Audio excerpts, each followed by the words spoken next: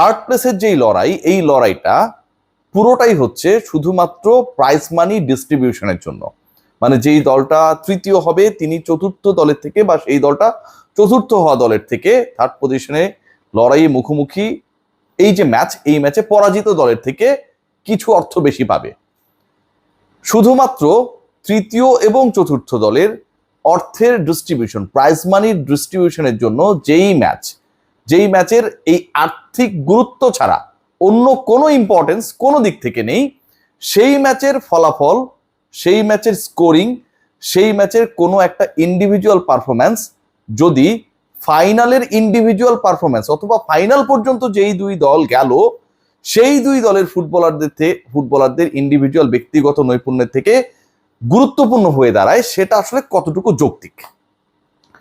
Argentina যদি তৃতীয় স্থান নির্ধারণী ম্যাচে, যেহেতু ফিফার স্ট্রাকচারটাই টুর্নামেন্টের এমন, খেলতো, সেই ম্যাচে লিওনেল মেসি খেলতেন, আপনি বিশ্বাস করেন? আমি মনে করি, আমি বিশ্বাস করি, আমি গাটস ফিলিং থেকে বলতে পারি লিওনেল মেসি সেই ম্যাচে খেলতেন না। তার যদি গোল্ডেন বুট পাবার বিশাল অপরচুনিটি থাকতো, যে সেখানটায় দুর্বল দল প্রতিপক্ষ, তিনি 2-3টা গোল দিয়ে দিলেই কিলিয়ান এমবাপ্পে ফাইনালে চলে গিয়েছে, কথার কথা তিনি প্রথমবারের মতো গোল্ডেন বুট পাবেন, হাইয়েস্ট স্কোরারের যেই পদকটা সেটা পাবেন, লিওনেল মেসি তারপরও খেলতেন না। কিন্তু এই থার্ড পজিশন নির্ধারণী ম্যাচে এমবাপ্পেরা ঠিকই মাঠে নামবেন, খেলবেন, কারণ লিওনেল মেসির সাথে পারফরমেন্স, ব্যক্তিগত নৈপুণ্যের জায়গায় তাদের যেমন বিশাল পার্থক্য রয়েছে, গ্রেটনেসের জায়গায় যেমন বিশাল পার্থক্য রয়েছে, ঠিক তেমনি ব্যক্তিত্বের জায়গায় লিওনেল মেসি তো আর এমনি লিওনেল মেসি না। লিওনেল মেসি যে এবারে টুর্নামেন্টে 8 গোল করেছে, 4টা অ্যাসিস্ট করেছে, এখন পর্যন্ত গোল্ডেন বুটের লড়াইয়ে সবচেয়ে বেশি এগিয়ে থাকা ফুটবলার তিনি। ব্যক্তিত্বের জায়গায় লিওনেল মেসি তারপর তৃতীয় স্থান নির্ধারণী ম্যাচে আমি বলি, বিশ্বাস করি, আমার গাট ফিলিং বলে খেলতেন না। এখন এরকম একটা ম্যাচ, যেই ম্যাচটা একটু আগে যেমনটা বলছিলাম যে পুরোটাই হচ্ছে আর্থিক ডিস্ট্রিবিউশন নিয়ে অথবা বন্টন নিয়ে, মানে একটা সমাধানের পথ হিসেবে বিবেচিত হবে, এবং এই ম্যাচের অন্য কোনো গুরুত্ব নেই। আপনি গ্রুপ পর্বের ম্যাচের গুরুত্ব রয়েছে, আপনি রাউন্ড অফ 32-তে যাবেন, রাউন্ড অফ 32 ম্যাচের গুরুত্ব রয়েছে, কারণ ওখানকার উইনার রাউন্ড অফ 16-এ যাবে, এরপরে রাউন্ড অফ 16-এ যারা খেলবে তারা কোয়ার্টার ফাইনালসে যাবে উইনাররা, then semifinal, then final. But third পজিশনের যে ম্যাচ, এই ম্যাচের তো আসলে নৈপুণ্যেরও কোনো ভ্যালু নেই, এবং এখানে ভালো করলে কোনো দল ফাইনালেও যেতে পারবে না, অথবা পরের বিশ্বকাপে সেই দলটা নিশ্চিতভাবে খেলবে, তৃতীয় বা চতুর্থ হয়েছে সেই কারণে আইসিসি ফিফা একটা বিশেষ অনার করবে তাদেরকে, ব্যাপারটা কিন্তু তা না। তারপরেও সেই ম্যাচের যেই ম্যাচের ফলাফল আসলে খুব বেশি গুরুত্বপূর্ণ না, শুধুমাত্র টাকা পয়সা ডিস্ট্রিবিউশন ছাড়া, সেই ম্যাচে যদি আপনি ভালো পারফর্ম করেন, আপনি ফাইনালে যারা নিয়ে গেল, এবং এই থার্ড এন্ড ফোর্থ পজিশনের জন্য যে দুই দল খেলবে তাদেরকে হারিয়েই তো দুইটা দল ফাইনালে গেছে, স্পেন আর আর্জেন্টিনা। সেই ম্যাচের থেকে এই ম্যাচের গুরুত্ব, যদি কেউ গোল করে ফেলে 2-3টা বেশি হয়ে যায়। এটা চরম বিতর্কিত, চরম অন্যায্য, চরম অন্যায়। লিওনেল মেসি যেই ম্যাচটা খেলতে নামবেন, অথবা স্পেনের ফুটবলাররা যেই ম্যাচে খেলতে নামবেন, সেই ম্যাচে ফাইনাল হবার আগ পর্যন্ত যেই দলগুলো আসলে বাদই পড়ে গেছে তারাও তাদের কম্পিটিটর থার্ড পজিশনের যে ম্যাচে তারা মাঠে নামবেন, টোটালি অযৌক্তিক।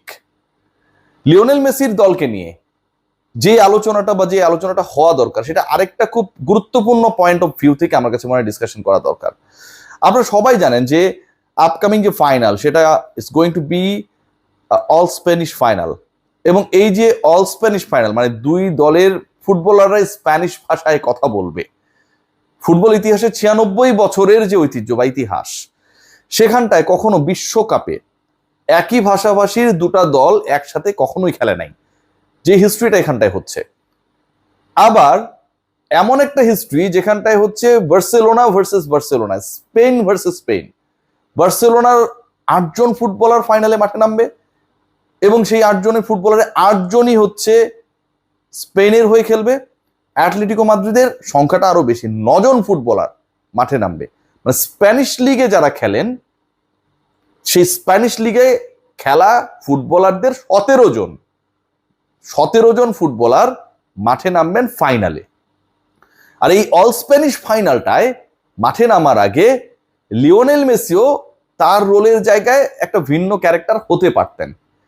আমি একটু আপনাদের রিকল করাতে চাই সকাল সকাল আলোচনা যে 20 বছর আগে, এখন থেকে প্রায় 2 দশক আগে, লিওনেল মেসি যখন সেই হরমোন জনিত সমস্যায় পড়লেন, লা মেসিয়ার পার্ট চুকিয়ে যখন তিনি মোটামুটি বার্সেলোনার মানে মূল দলে থিতু হওয়ার একটা অবস্থায় চলে গেলেন, লিওনেল মেসি যখন সুপারস্টার হয়ে উঠছেন, ঠিক তখনই স্পেনের নাগরিকত্ব তিনি পেয়েছিলেন। এবং সেই দ্বৈত নাগরিকত্ব পাবার পরেও লিওনেল মেসি ডিসাইড করলেন, মানে স্পেন তো তখন হচ্ছে অন্য টাইপের একটা দল।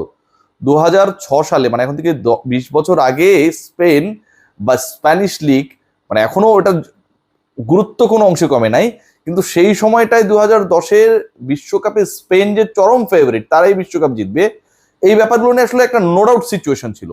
এবারে যেমন আপনি ডাউটফুল যে আর্জেন্টিনা নাকি স্পেন জিতবে, তার আগ পর্যন্ত মনে হচ্ছিল ফ্রান্স জিতে যাবে, অনেক ডাউটস কাজ করছিল না?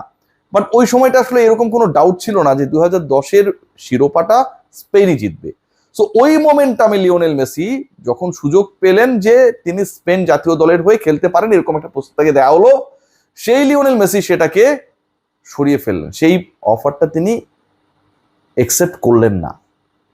সেই মেসি 20 বছর পরে যখন তিনি স্পেন ছেড়েছেন, বার্সেলোনা ছেড়েছেন এবং ইউএসএ তে ইন্টার মায়ামিতে গিয়ে থিতু হওয়ার চেষ্টা করেছেন, কেঁদে বিদায় নিয়েছেন তার প্রিয় ক্লাব বার্সেলোনা থেকে, পিএসজি হয়ে দেন হচ্ছে তার নতুন ঠিকানা হয়ে উঠেছে, স্বপ্ন পূরণের সবচেয়ে বড় জায়গা হয়ে উঠেছে ইন্টার মায়ামি।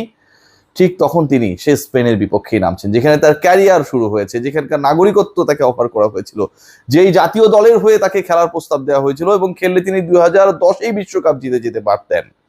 সেই লিওনেল মেসি স্পেনের বিপক্ষে নামছে। So it's going to be, আমার কাছে মনে হয়, অনেক বেশি ইমোশনাল এবং অনেক বেশি আসলে রেভেঞ্জ নেওয়ারও একটা জায়গা। কারণ যেভাবে স্পেন লিওনেল মেসি ছেড়ে এসেছিলেন, ভালোবাসার জায়গা ডেফিনেটলি থাকবে, কিন্তু ওই কষ্টটাকে তো আসলে অস্বীকার করার কোনো সুযোগ নেই। বার্সেলোনার সাথে তার যে অভিমানের সম্পর্ক, সেটাকে অস্বীকার করার কোনো সুযোগ নেই। এবং সেই অভিমানের সম্পর্কে সম্পর্কিত লিওনেল মেসি যখন ফাইনালে নামবে, তখন স্পেনের 8 জন ফুটবলার ওই বার্সেলোনার। সো লিওনেল মেসির সামনে একটা নতুন কিছু করার হাতছানি। Let's see what happen. তবে ওই তৃতীয় স্থান নির্ধারণী ম্যাচ নিয়ে আসলে